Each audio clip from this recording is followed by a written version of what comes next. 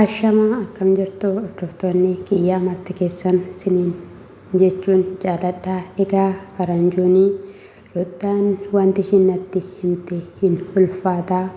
Ani garuu waan hin jedhu dhabnanan hiyyuu biratti daawwaleetoo jira. Ishiin abdii kutannaa keessa jirti. Obsiteetu dadhabdee. Isa kanaafiyyuu na gargaarii waan hundumayyuu naa jalqabinaan jette jedheetoo jira jechuudha. Anas irratti waan hin jechuu barbaadu tokko jechuudha. Maarkees ta'ee faranjuus ta'ee jechuudha. Yaada kana keessaa ba'uu qabdu. Yaada fichii keessaa harka qabaachuu hin qabdan jechuudha.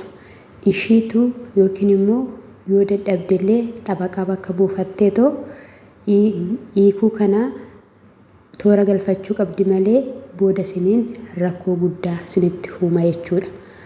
Akkuma kaleessa dubbachaa turtan dubbattanii dadhabdaniittu araarsuu hin dandeenye baay'eetti dadhabnee baay'ee waan baay'ee taanerraa gaa'ela isaanii gidduutti jettanii hin wajjan hin dubbattan hojii hojjettan malee wanta tokko wanta siwaa wal qabachiiftanii as baastanii kinoo gatiin hojii keenya firii argateera jettan tokkollee hin jiru jechuudha. Nama kana nama ishiin hin feene faana akka barbaadanitti teessanii taphachaa kan turtan siinidha.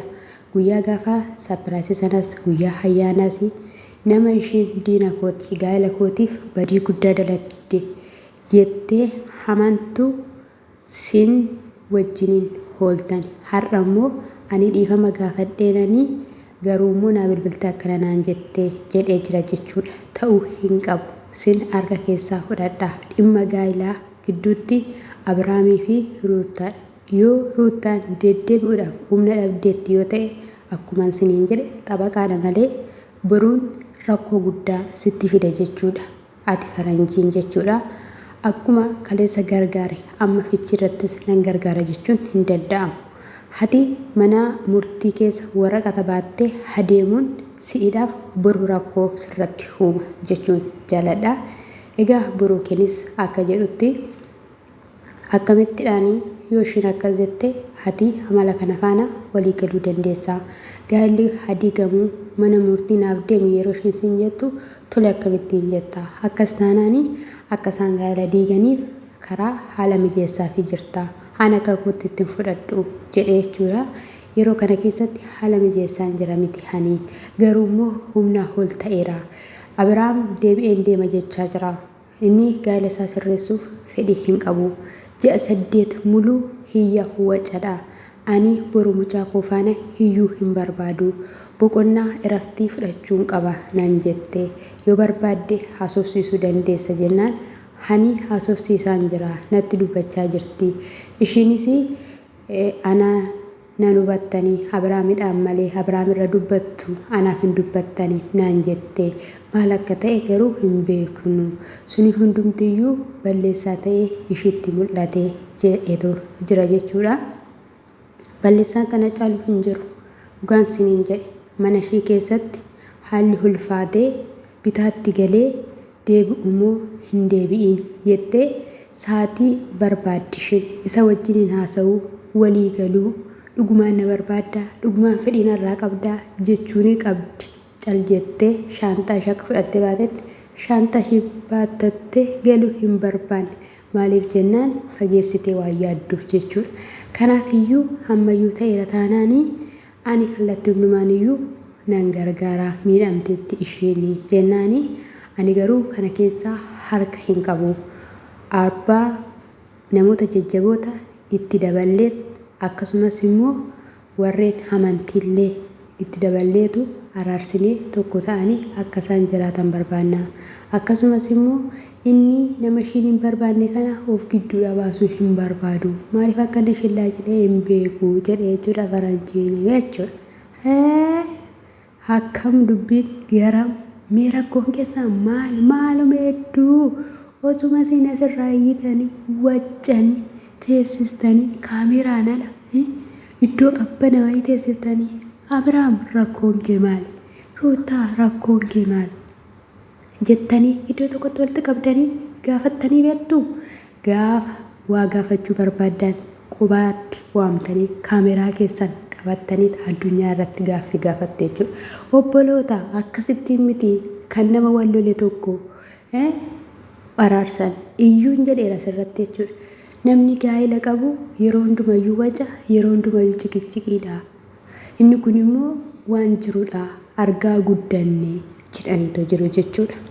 Yoo argaa guddatte ta'e hin araaramanii warri ollaa keessanii wal lolan akkatti jaarsa araarsuun argine kaameraan hin araarsu. Ishimmoo kaamerumaan iyyuu araarsaa tasgabbeessitanii iddoo kamiruu hin jira ruuta iddoo kam jettanii gaafattaniittu hin gaafanne isin qofaadha. Hundi keessan immoo dhuftanii jechuudha.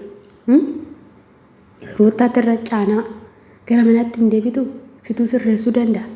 Situu kana gochuu danda'a. Dhiira dubartii biraa faana kaatu. Dhiira haala jedhu. Dhiira fuula garaa galfate akkamittiin deebiste isheen? Hin fedhu nama jedha akkamittiin deebisuu hin danda'amu.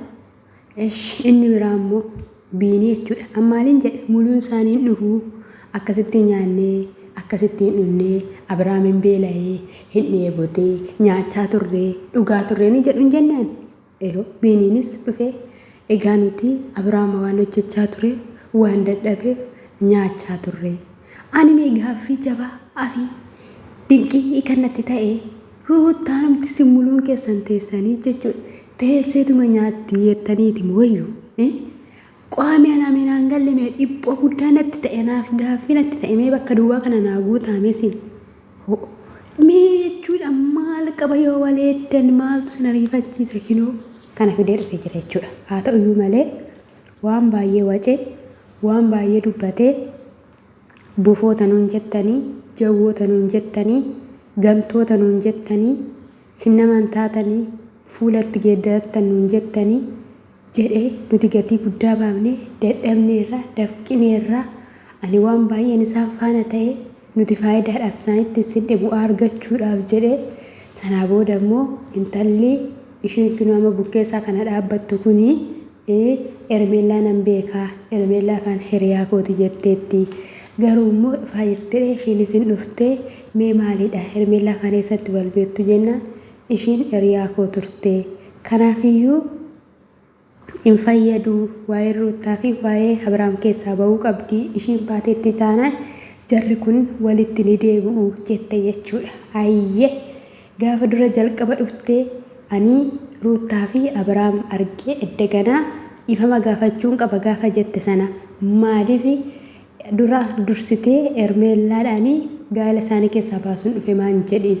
Jarri kun walii galtee xaxaa isheen xaxaa jirtu jechuudha. Yookiin lubbuu isaanii balleessuuf ta'u maaliif akkas gaa'ela isaanii akkatti naaffan gaaffii mi'eef jechuudha. Dhuftee amma isheen immoo maal jetti ani miidhameera yeroo darbee akkasittidhaan ani sababii Abiraamiitiin.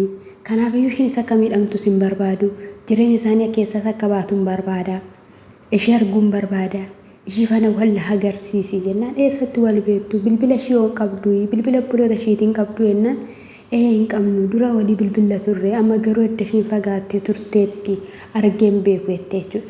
Dhaqiiti jechuudha. Tiktookii irraa hin cagaddi isheen akka yuutuubii irra dhuftu dhaqiiti miseejii barreessiif jechuudha. Yoo argachuu barbaada yoo dhugumaan dhugaa ta'ee jechuudha. Ani si agarsiisuu hin danda'u. Ani waan akkanaa kana keessa hin galu. Ani fi Ermeellaan wanti wal beeknu hin jiru. Gaafa sapiraasii sana dhuftee engaddammoo yeroo ayyaanaan ishee arge malee walitti dhufeenya hin qabnu, waliin hin haasofnu, waliin hin dubbannu, waliin hin bilbillu. Fi ishii wal quunnamsiisuu hin danda'ani. Karaa argachuu dandeessuu hin danda'uu qabda. Barbaadachuu qabda, wal argachuu qabdu jennaani maal rakkoo qaba. Bakka wal agarsiiste haala jirtu haasofne irratti dubbanne sana booddee wantoota baay'ee itti hima jette jechuudha. Wanti baay'ee maalitti himta? Mee maal jettaaniin ati maaliif dhufte? Isheenis isumatti barbaaddeetoo dhufte jechuudha. Kanaafiyyuu Ruutaadhaaf jechuudha. Abadan isa isheen filatteetu gaariidha. Bakka laphee cabaas qabaattee ani dhuguma Abiraam qulqullaa'ee dhuguma Abiraam biraa dubartoonni nafti ani namanu. Ani inamanun jedhe yoo dhuguma fayyaas qabadhes inamanu yoo dhuguma seexanni hafuura dubartootaa yoo irraa iyyitee baateen halatti hin ta'u isa dhugaan siniin jedhe hin ta'u. Kun immoo hafuura malee, kun immoo ergama hamaati malee, inni kallattiilee garaagaraadhaan sodaa tokko malee, shakkii tokko malee maqaan nu baddi intalli beloo akkas jette nuun jedha namni osoo hin jedhin miidiyaarra dhaabbatanii waa'ee Abrahaam kan haasa'anii hafuura hamaatiin guutamaniitu malee intalli namaa qalbii qabdu sammuu qabdu hebeluun jaalattat hebeluun dhiiste naan jedha. Namni miidiyaa irratti gaafa naa arge maallaan jedha warri koo maallaan jedhu hiriyoonni koo na tuffatu jedheetu of duuba garagalee waa yaadee dubbata jechuudha. Isaan garuu hafuurri bara dhumaa kun miliqee kan hojjechaa jiru kuni dhugaan siniin jedhee kinoo hojii hojjechaa jira jechuudha. Isaanidha jechuudha. Dhageessanii itti yoo ta'e dhugaan siniin jedha bara hitti dhiironni xiqqaatanii dhiironni dhabamanii akkasumas dubartoonni baay'atanii dhiiraan na fuudhi jedhan hanga jilbeeffatan dirasitti ni gaama jedhame herregaan dubbatame kinoo raawwatamaa jira jechuudha. Raawwatamaa ija keenyaan argaa jira jechuudha. Isa gurra keenyaan dhageenya. Waaqayyo araara isaa nuuf haa godhu malee jechuudha. Araara isaa qofa barbaanne jechuudha. Hamma kana keessatti immoo nuti gatii baafneerra Ruutaaf Abrahaamiif hin jedhina. Ofii keessaniif gatii baasaa turtan. Ofii keessaniif hojii hojjetachaa turtan. Deebi'ii maal ta'e kan jechaa turtan miidiyaa irratti teessiftanii hin gorsine. Wal quunnamsiistanii hin gorsine. Bakka zimmeettanii oduu hin odeessinaa sirraa. Wanti nuti isinirraa barani tokko illee hin jiru. Wanti nuuf barnoota gaarii kennitan tokko illee hin jiru. Baay'een keenya akka gaa'ela sodaannu maalli godha hiriyaan keenya akka jennu dhaseen kan nuyiif fakkeenya taatan. Wal bira warra jiru walirraa fageessitanii warri halaala walirraa jiru immoo akka walirraa abdii kutatu kan taasistanidha malee siin waan tolchitan tokko illee hin qabdan. Dhuma gubbaarratti egaa sin agarsiisa. Kallattii garaagaraadhaan isa dura lakkisiin agarsiisu jedheeni haala si mijeessan wal sin quunnamsiisa. Yeroo sana waan haasoftan hin haasoftu jedheeni too jira jechuudha. Egaa ishinis tolee rakkoo tokkollee hin qabu jetteettiin jechuudha. Har'a barbaadeen boroodhaan wal si quunnamsiisa jedheeni too jira jechuudha. Wal quunnamsiiti jechuudha. Dhukee walirraa kaastu waltumuu jedheen shaggan waltumuun jedheen.